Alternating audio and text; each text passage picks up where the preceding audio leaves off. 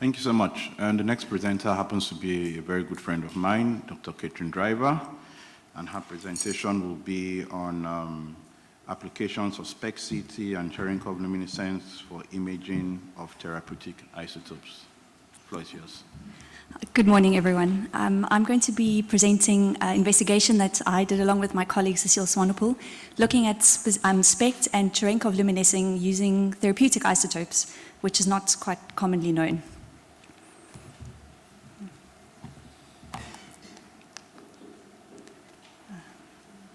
Apologies. So, as you know, therapeutic radionuclides are not usually used for imaging. They have limited imaging capabilities. So they're usually paired with your positron or your gamma-emitting isotopes for diagnostic purposes using PET and SPECT cameras. Here are some of the popular theranostic pairs that are being used. Now, when it particularly comes to SPECT imaging, you are looking at radionuclides and their gamma emission yield and the energy that they have. So the most common one is technetium-99m. And however, there are some therapeutic nuclides that are used clinically, being iodine-131 and lutetium-177. However, in the last few years, there's been great advances in SPECT technology, which now allows for imaging of new therapeutic nuclides, which have lower gamma yield. And hopefully from the quiz last night, you know what Cerenkov luminescence is right now. So it's the detection of light that is emitted because of charged particles released during radioactive decay, such as your beta particles, your alpha particles, that move faster through a medium than light would move through that medium. A number of PET isotopes have been used preclinically to use for CLI imaging. However, it has also been shown to be effective with actinium-225 as a therapeutic nuclide, and more recently it's been investigated clinically where gallium-68 PSMA has been used with CLI imaging, and it's been shown to be feasible, low-risk technique for intraoperative margin assessment in prostate cancer. So the aim of our investigation was to evaluate the microspect and CLI capabilities of three relatively unused therapeutic nuclides, being rhenium-186, rhenium-188, and palladium-109, in comparison to the therapeutic isotopes that are used in clinics, iodine-131 and lutetium-177, and then to compare them as well to some diagnostic nuclides, being technetium-99m for SPECT, and then your PET isotopes for CLI imaging comparison. So when you're looking at the requirements for SPECT imaging, your isotopes need to have gamma emissions. We can see that rhenium-188 and 186 both have gamma emissions similar to technetium, whereas palladium-109 is about half of the energy of technetium, and the intensity of these emissions are also quite low. When you're looking at your Cerenkov luminescence requirements, you would need a charged particle that is emitted. So your PET isotopes have your positrons, whereas your therapeutic isotopes in this case have your beta particles that are emitted, and they have sufficient energy. It's notable that you cannot use technetium for CLI because it doesn't have a particle emission, it's only gamma emissions. A quick look at the methods for microspect. We did isotope activity calibration using appropriate collimators. We did image acquisition with a Dorenzo and a PET-NEMA phantom, image reconstruction followed by analysis, looking at the uniformity, sensitivity, and the resolution.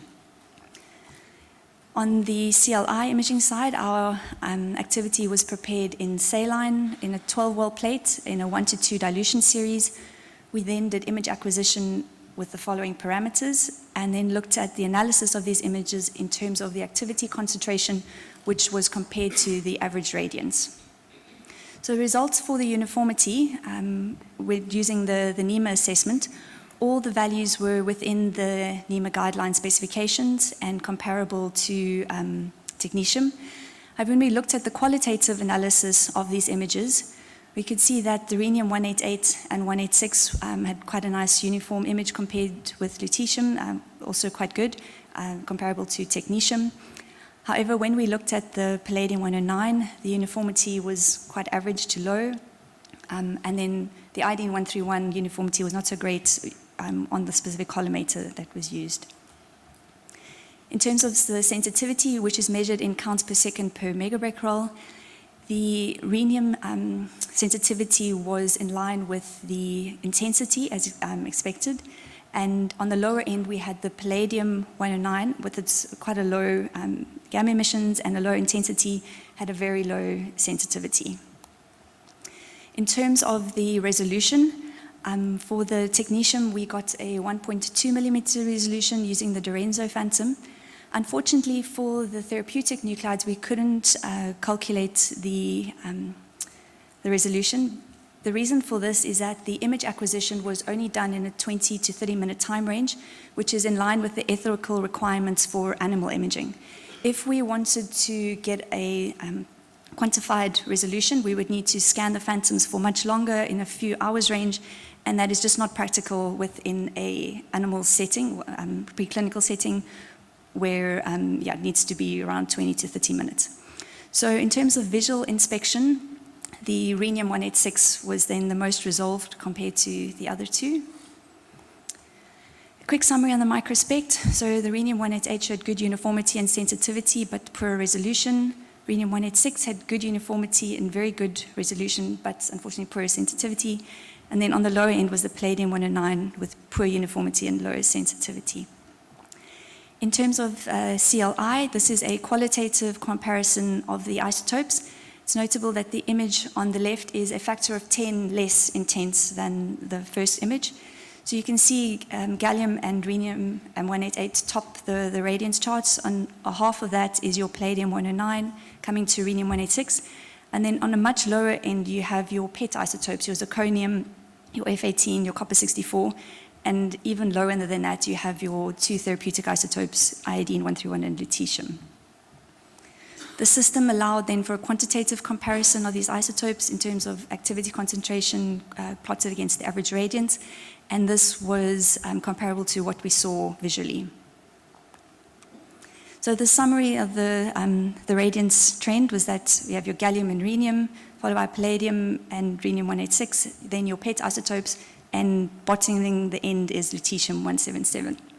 The trend correlates well with the average energy of these isotopes, along with some additional influence by the percent abundance of these particle emissions.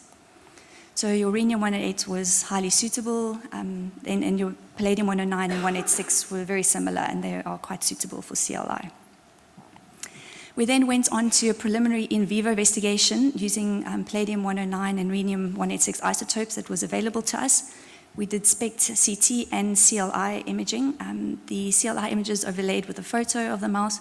And what is quite nice to see is the comparability between the two modalities in terms of both modalities showed good correlation between the activity biodistribution. So then in conclusion, we had the rhenium 186 and 188 exhibit superior SPECT imaging capabilities over iodine 131 and lutetium 177.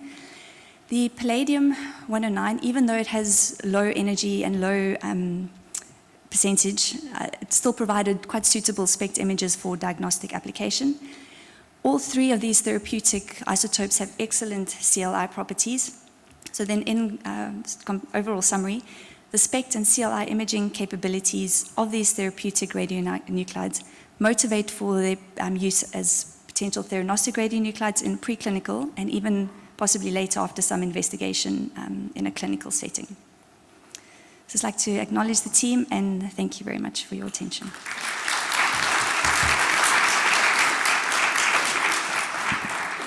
Thank you very much, Dr. Driver.